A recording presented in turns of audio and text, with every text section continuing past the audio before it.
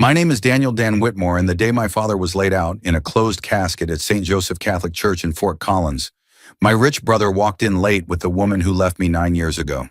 She leaned close, perfume sharp as a blade, and whispered, "So, I guess I won right. You're still poor." I didn't flinch because I knew what was about to happen next. The church smelled like lilies and burnt coffee. Somebody had set out those big silver urns in the fellowship hall. Early, like caffeine could patch over grief.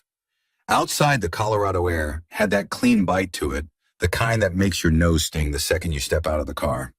Inside, it was all muffled sounds, coats brushing the soft coughs people do when they don't know where to put their hands, the squeak of old wooden pews as folks slid in. Emily stood beside me, her fingers warm in mine. My wife, 49, calm eyes. The kind of woman who doesn't fill silence just because it's there. She wore a simple black dress and a wool coat she'd had for years. No flashy jewelry, no performance. My mother sat 2 pews up, shoulders rounded, staring at the front like if she stared hard enough, she could change what had happened. Dad Robert Whitmore had died at 82. Heart. Quick, they said. Merciful, they said. I'd learned a long time ago that people say merciful when they don't know what else to say. And then the back doors opened. A gust of cold slipped in with them, and with it came Mark. My brother Mark Whitmore, 58 tech consultant startup advisor. Whatever title sounded best on a given day, strolled down the center aisle like he owned the building. He was dressed in a dark suit that fit too perfectly to be off the rack, and his shoes shone like he'd polished them in the parking lot. He didn't hurry, didn't duck his head, didn't look like a man coming to bury his father. He looked like a man arriving at a charity gala. Lauren was on his arm. Lauren Price, 52 now, the woman I'd nearly married. Black dress that probably cost more than my first car hair, done in that effortless way that takes an hour lips the color of dried roses. She'd always been good at looking like she belonged in rooms she didn't build. Heads turned. I felt it ripple through the pews the way a sudden draft moves through tall grass. Whispers started right away. "That's Mark. He made it." Of course he did. "Who's that with him?" And then softer, nastier, "Dan's here too. I heard he's still with the city." Mark always lands on his feet. The old familiar feeling tried to climb up my throat, the one that says, "You're the smaller man in your own family story." I swallowed it down. I wasn't 45 anymore. I wasn't standing in my kitchen watching my life crack open like a drop plate. Mark stopped at the end of our pew. He looked at me like he was checking an item off a list. "Dan," he murmured, polite enough for church. "Thanks for coming." He held his hand out, firm, confident, like we were business acquaintances. I stared at it for a beat too long, not out of drama, out of habit. My body still remembered what that hand had taken from me. Then I shook it once and let go. "Mom asked," I said. Mark's smile tightened. "Right." Lauren leaned in, eyes sweeping over Emily first, quick assessing the way she used to scan a room, and then landing on me. I saw the flicker of recognition, followed by that little lift at the corner of her mouth. The same expression she'd had 9 years ago when she set my engagement ring on the counter like she was returning something that didn't fit. "It's been a long time," she said. Emily's grip on my hand didn't change. She didn't squeeze harder. She just stayed, like a steady hand on the small of your back when you're stepping off a curb. "Not long enough," I said, quiet. Lauren let out a soft laugh like I'd told a joke. "Still bitter." "I'm not bitter," I said. "I'm awake." Mark's jaw flexed once. He didn't like that. Mark preferred emotions that could be managed, mine, not his. The priest's voice began gentle and practiced. People stood, sat, knelt, stood again. All the motions, all the ritual. My mind floated in and out of the words. I watched the way Mom's shoulders shook when the choir sang "Amazing Grace." I watched Emily lean forward to pass her a tissue without making a show of it. And I watched Mark. He didn't pray. He didn't wipe his eyes. He kept checking his phone in his lap, thumb moving in short, impatient strokes. At one point, he leaned toward Lauren and whispered something that made her nod quickly, her smile too bright for a funeral. When the service ended, people flowed toward the fellowship hall like they always do. Coffee, cookies, small talk over sorrow. It's what folks our age grew up with. You show up. You eat something even if you're not hungry. You tell a story about the person who's gone, and for a moment you make them live again in a sentence. The fellowship hall was warm, too warm. The coffee smelled cheap and strong. Paper plates, store-bought cookies. Somebody had brought a casserole that sat untouched at the end of the table because nobody wants to be the first one to take a scoop at a funeral. I stood with Emily near the back, letting people come to Mom, letting her receive their condolences. Old customers from Dad's hardware stores, a retired contractor, a neighbor from his cul-de-sac, men with calloused hands and women with careful haircuts. A tall man in a navy blazer approached me with a slow, respectful smile.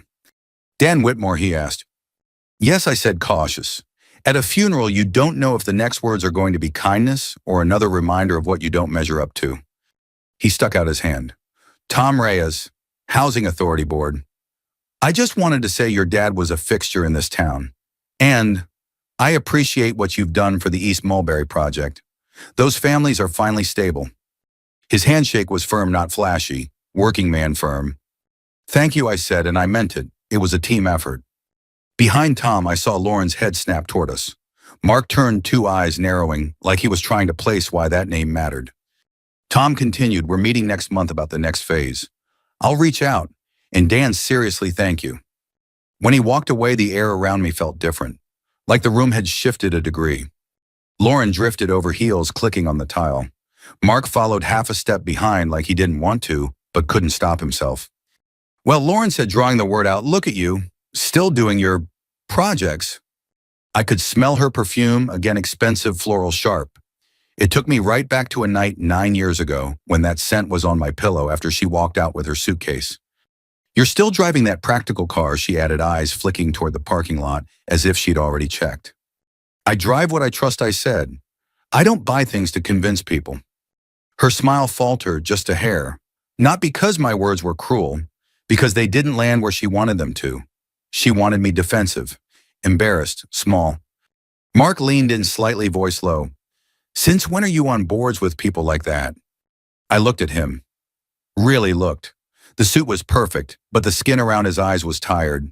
His smile was a mask he'd worn too long. "Since I stopped trying to impress the wrong audience," I said. Lauren's eyes sharpened. "So? I guess I won right," she whispered, close enough that her breath touched my ear. "You're still poor." For half a second, my chest tightened, not because the words were new, because my body remembered the old wound. Then I heard Mom's quiet sob behind us. I felt Emily's presence at my side, steady, real, and something in me settled. I turned and met Lauren's gaze, not angry, not pleading, just level. "Depends what you think winning costs," I said. Her brow creased. She didn't understand. And that was the point. Because 9 years ago, I thought losing her meant I'd lost everything. I didn't know I was about to gain the kind of life nobody could take from me, no matter how rich they looked walking into a room. 9 years earlier, I was 45 years old and convinced my life was already mapped out. I lived in a modest 3-bedroom ranch on the south side of Fort Collins, 10 minutes from City Hall. Beige siding, white fence that needed repainting, a lawn I mowed myself every Saturday morning before the sun got too high. It wasn't fancy, but it was solid, just like the life I thought I was building.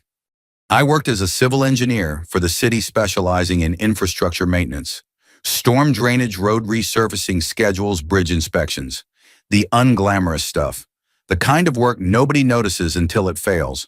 My salary was steady, $72,000 a year, good benefits, a pension I understood and trusted. I'd never once missed a mortgage payment. Lauren used to say that was one of the things she loved about me. "You're reliable," she told me on our third date, back when that word sounded like a compliment. Lauren Price was 43, then a marketing manager at a regional firm downtown. She dressed sharp even on casual Fridays, always had a networking event to get to, always had her phone face down on the table, like it might buzz with something important at any moment. She talked about momentum a lot, about moving the needle, about how Fort Collins was nice, but maybe not forever. We met through mutual friends at a brewery on College Avenue.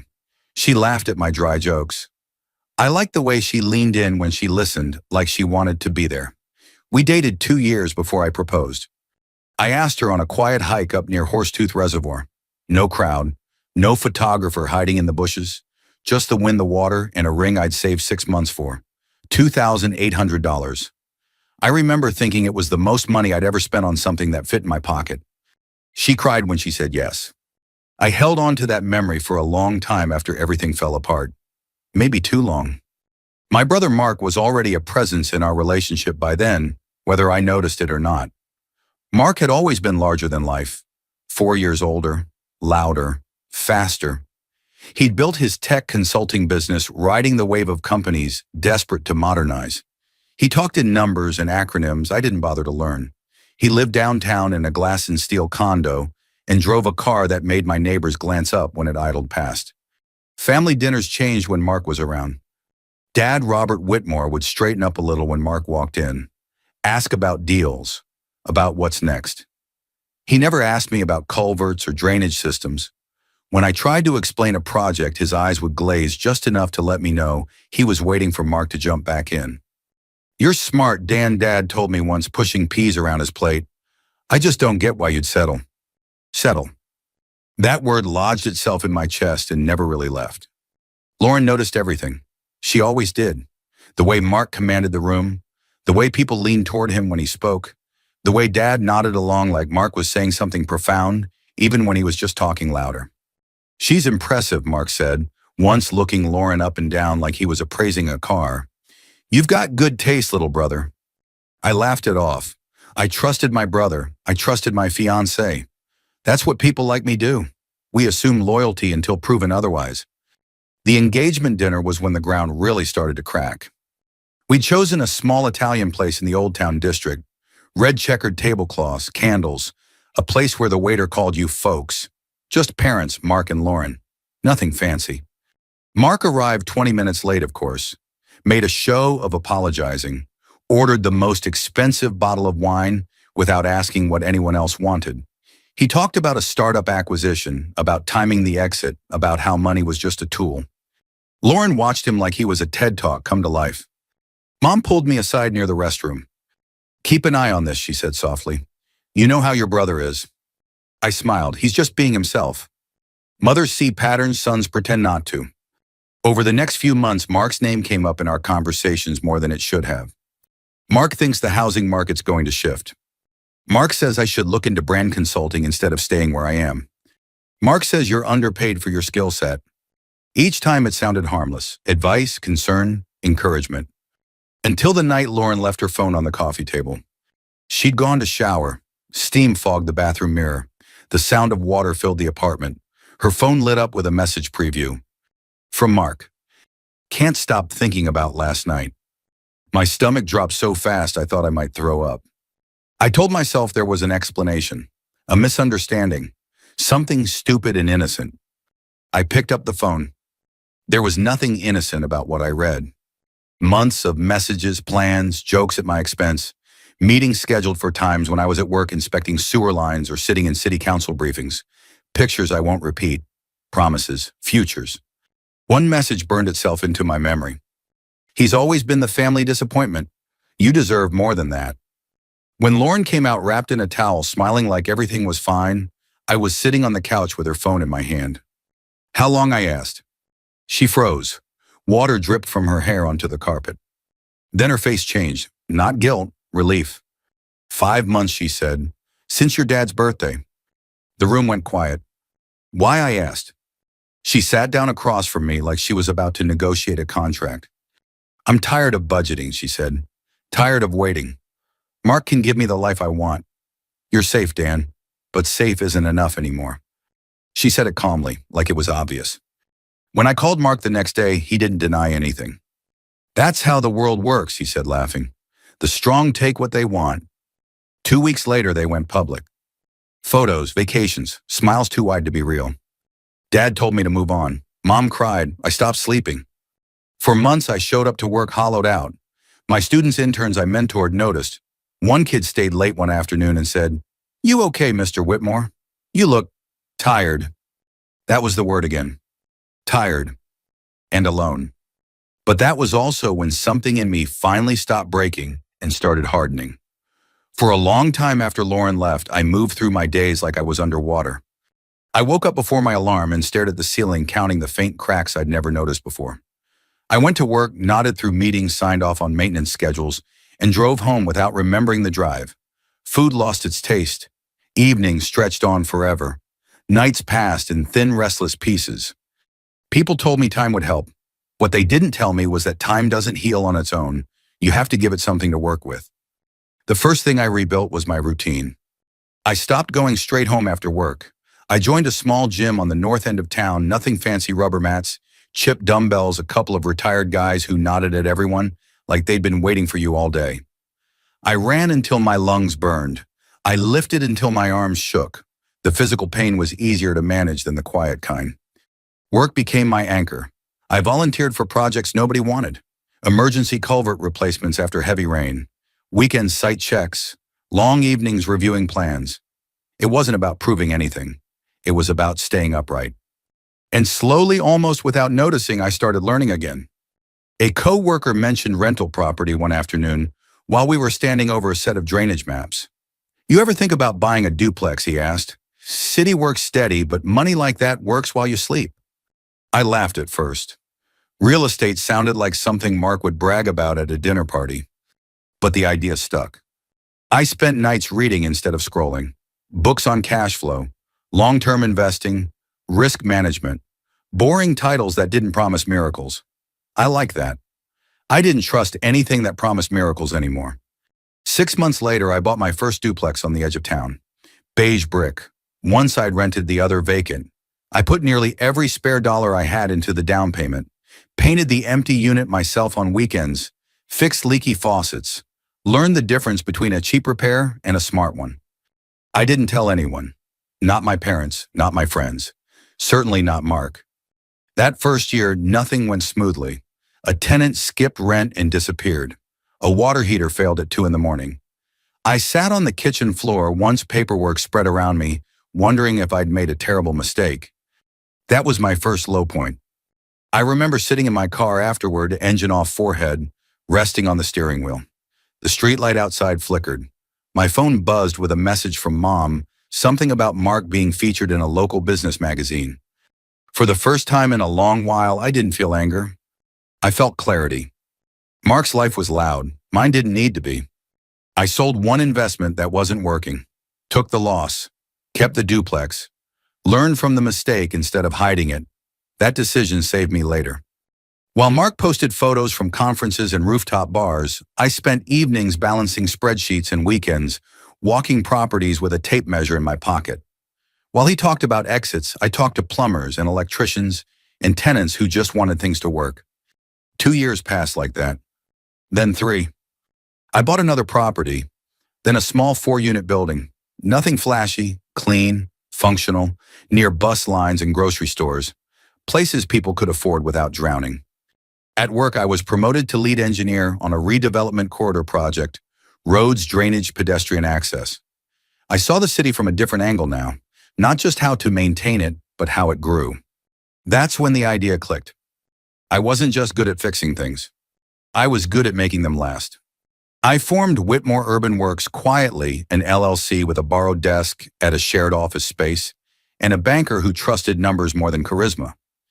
We started small rehabbing older properties, partnering with the city on infrastructure improvements, working with local credit unions instead of chasing big investors. Money started showing up not all at once, not loudly but consistently. Around that same time, Mark's voice changed when he called Mom. She didn't tell me much, but I could hear it between the lines. Contracts taking longer, deals falling through, timing issues, she said once, like she was repeating his words. I didn't celebrate that. I didn't need to. By the time Mark started worrying about image, I'd stopped worrying about survival. And by the time he noticed I was moving differently, I was already too far ahead to explain it to him. By the time I turned 50, money had stopped being the loudest thing in my life. That wasn't because I had a lot of it, though. By then I did. It was because I finally understood what it was for. Whitmore Urban Works didn't explode overnight. There was no viral moment, no headline splashed across a screen. What happened instead was quieter and sturdier. Projects closed on schedule. Tenants stayed longer. Lenders returned my calls. Inspectors stopped looking twice at my paperwork because they already knew how it would look. I started buying things that don't impress strangers, but calm your nerves when you own them. Land near a bus line, a small medical office building leased to a family clinic, a grocery-anchored strip with a pharmacy and a barber shop that had been there 20 years. The kind of places people still need when the economy hiccups. I didn't change my house, didn't upgrade my car. I still drove the same Ford Explorer I'd had since my 40s because it ran smooth and never surprised me. I still ate breakfast at the same diner on Mason Street every Friday, 2 eggs over easy rye toast coffee black. The waitress Carla knew my order and never asked if I wanted more coffee. She just brought it. That was my version of success. Predictable, boring, peaceful. Around that time, the city invited me to sit in on a housing advisory committee, unpaid thankless work that mostly involved folding chairs and long meetings. I said yes anyway, not because it looked good, but because I'd lived long enough to know where the real decisions get made. That's where I met Emily Carter. She was running a nonprofit focused on workforce housing teachers, nurses, tradespeople, people like the ones who'd kept Fort Collins running while others chased bigger stages. Emily wasn't loud. She listened more than she spoke. When she did talk, it was about outcomes, not credit. After one meeting, we ended up walking to the parking lot together under a sky that looked like it might snow. "You always ask about maintenance 10 years out," she said. "Most people don't." "Things break if you ignore them long enough," I replied. She smiled, not the polite kind, the real kind. We started getting coffee after meetings, then dinners, then walks where we talked about work and parents and what it felt like to rebuild something after it fell apart. I told her about Lauren early, about Mark, about the money too eventually. I waited until I knew it wouldn't matter. Emily listened without interrupting. When I finished, she said, "Money doesn't scare me, Dan. Ego does." I knew then she wasn't going anywhere. While my life was settling into something solid, Mark's was doing the opposite. I ran into him one afternoon outside the county courthouse. He was pacing near the steps, phone pressed tight to his ear, voice low but urgent. "No, not today," he hissed. "I told you next quarter." He spotted me and froze, straightened his jacket, smiled like nothing was wrong. "Dan," he said, "didn't know you worked around here." "I do," I said, "every day." He laughed a little too hard. "Still grinding, huh?" "Still building," I replied. He glanced at my car, then back at me. "You ever think about upgrading?" I looked at his sleek, expensive parked crooked, like it didn't care where it landed. "I don't buy things that make me nervous," I said. He didn't know what to do with that. A year later, Whitmore Urban Works closed on its largest project, yet a mixed-use redevelopment the city had been nursing for a decade.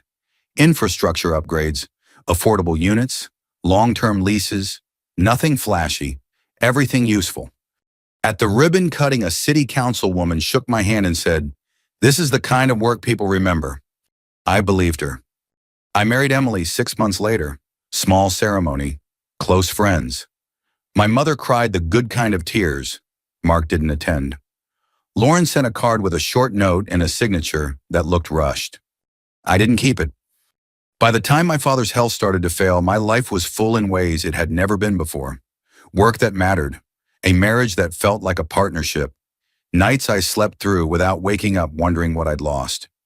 I didn't know then that all of it, every quiet choice, every boring decision, was about to be weighed in one public moment. But I was ready for it. Emily didn't fall in love with my resume. That mattered more than she'll ever know. We met in fluorescent lit rooms with folding chairs and bad acoustics. Long meetings where half the people talked just to hear themselves talk. I noticed Emily because she didn't. She took notes. She asked questions that began with, "How does this affect people who already live here?" She remembered names. She followed up. The first time we had coffee, it was at a small place off College Avenue that roasted their beans too dark and played the same folk playlist on repeat. She ordered tea. I ordered coffee. We sat by the window and watched snow slide off the awning in wet clumps. So she said, stirring her cup, "Are you always this prepared?" "For meetings," I asked. "For life." I thought about that, about how unprepared I'd felt the night Lauren walked out, about how preparation had slowly become my armor. "I learned the hard way," I said. Emily didn't press. She never did. She had a way of giving people room without disappearing from the conversation. That's a rare skill, especially in people who run organizations. We dated slowly, no big gestures, no whirlwind weekends. We went on walks, cooked dinners, attended community events where nobody cared what kind of car you drove. She met my mother early on and brought her a loaf of banana bread that was still warm. Mom liked her immediately. That should have scared me. It didn't. I didn't tell Emily about the money at first. Not because I was hiding it, but because I needed to know something before I said it out loud. I needed to know who she was when there was nothing to weigh. 6 months in sitting at my kitchen table with the windows open and the smell of rain coming in, I told her everything. The properties, the company, the long-term leases, the way my net worth had crept past a line I never thought I'd cross. She listened. Then she shrugged. Okay, she said. Does any of that change who you are at dinner? No, I said. Then it doesn't change anything for me. That was the moment I stopped bracing for impact. We married 2 years later. Small ceremony at a local community center. Folding chairs again. My mother cried. Emily laughed when I forgot my vows halfway through and whispered the last line back to me. We didn't take a honeymoon to someplace exotic. We drove up to Steamboat Springs and rented a cabin. Cooked our own meals, slept late. Life settled into a rhythm that felt earned. Emily took on more responsibility at her nonprofit. I continued expanding Whitmore Urban Works carefully. No shortcuts, no debt that kept me up at night. We talked about values more than goals, about what we wanted our days to feel like when we were 60, 70. Around that time, I started hearing Lauren's name again. Not from her, from my mother. She's doing well, Mom said once tentative. At least, that's what she says. I didn't ask questions. Then my father died. The call came on a Tuesday morning. Emily was grading grant proposals at the kitchen table. I answered the phone, listened, and felt something close quietly inside me. Not grief the way movies show it. More like the end of a long argument you never really won. At the funeral, Emily was the one who stayed close to my mother, who refilled her coffee, who walked her to a chair when her knees shook. Lauren watched that from across the room. I saw it in her eyes before she ever spoke to me, the comparison starting, the old math failing her. When she leaned in and whispered, I won, right, she was asking a question. She'd been asking herself for 9 years. And she already knew the answer scared her. Lauren asked her question like she was finishing a sentence she'd started years ago. So, I guess I won, right? She said again, quieter this time. You're still poor. For a moment, the fellowship hall faded into background noise. The clink of cups, the low hum of voices, the rattle of the old heater kicking on. What stayed with me was the look on her face. Not smug, not cruel, uncertain. I didn't answer her right away. That pause did more than any insult ever could. Mark shifted beside her, irritation flashing across his face. He hated pauses. Pauses meant loss of control. Lauren, he said tight, this isn't the time. She didn't look at him. Emily stood half a step behind me, one hand resting lightly between my shoulder blades. Not gripping, just there. Like an anchor you don't notice until the water gets rough. I never thought of it as winning or losing, I said finally. I thought of it as choosing. Lauren scoffed, but there was no conviction behind it. That's easy to say when you're still driving the same car. I drive what works, I replied. I stopped buying things to prove something a long time ago. Mark let out a sharp breath. You always did love pretending money didn't matter. It matters, I said, just not the way you think. Before he could fire back, my mother's voice rose from behind us, thin but steady. Dan. I turned. She was standing with a man I recognized immediately, Tom Reyes from the Housing Authority. He had his jacket draped over the back of a chair, sleeves rolled up, like he'd been working all morning. Sorry to interrupt, Tom said, nodding toward Mark and Lauren with polite indifference. I wanted to say goodbye before I head out. Of course, I said. Tom shook my hand again, firmer this time. I meant what I said earlier. That East Mulberry project, those families were on the brink. You stabilized it without pushing anyone out. That's rare. A few nearby conversations quieted. People leaned in without realizing it. You did right by this town, Tom continued. Your father would have been proud. The words landed heavier than anything Lauren had said all day. Mark opened his mouth, then closed it. He'd stepped forward instinctively, like this moment belonged to him by default. It didn't. Lauren's face drained just a shade. From the corner of my eye, I saw Mark's phone light up. He glanced at it, jaw tightening. He turned away, stepping toward the hallway. Not now, he muttered into the receiver. I told you after today.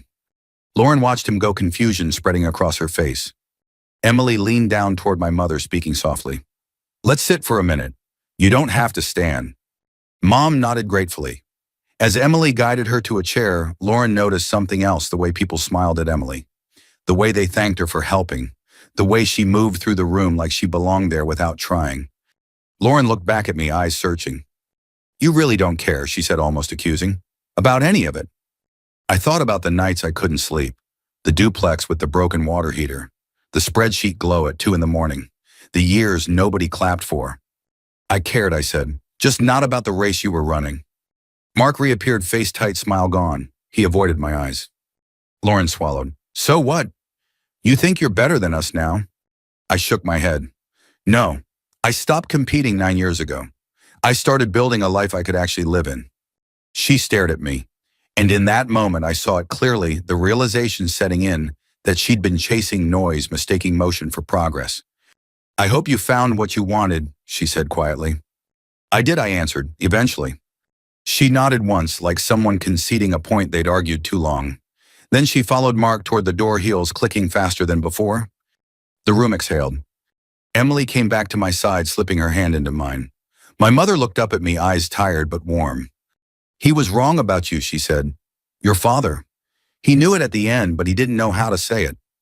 I squeezed her hand. It's okay. As people began to leave, I felt something loosen in my chest. Not triumph, not revenge. Closure. The parking lot was nearly empty when Emily and I finally stepped outside. The sky had turned that flat Colorado gray that comes right before snow, and the air smelled clean, almost metallic. I stood for a moment with my hands in my coat pockets, listening to the crunch of gravel under our shoes and the distant hum of traffic on College Avenue. It felt strange how quiet everything was after a room full of voices, judgments, and old history. Emily reached for my hand. You okay? She asked. I nodded, and this time it wasn't automatic. Yeah, I really am. We drove home without talking much. The heater clicked on and off. The Ford's engine hummed steady the way it always had. When we pulled into our driveway, the porch light flicked on, automatically warm against the cold. Predictable, reliable, the things I'd learned to value. That night, after Emily fell asleep, I sat at the kitchen table alone. I didn't turn on the TV. I didn't check my phone. I just sat there, hands wrapped around a mug of tea, thinking about the strange symmetry of it all. 9 years earlier, I'd sat in that same spot, staring at an engagement ring on the table, convinced my life had collapsed in on itself. I'd thought I'd been rejected because I wasn't enough, didn't earn enough, didn't shine enough, didn't move fast enough. What I hadn't understood then was that losing Lauren hadn't been a verdict on my worth. It had been a release. Mark and Lauren had gone on chasing louder lives, bigger rooms, faster wins. From what I heard later through family, through secondhand comments, they never quite stopped running. Mark's contracts kept getting shorter.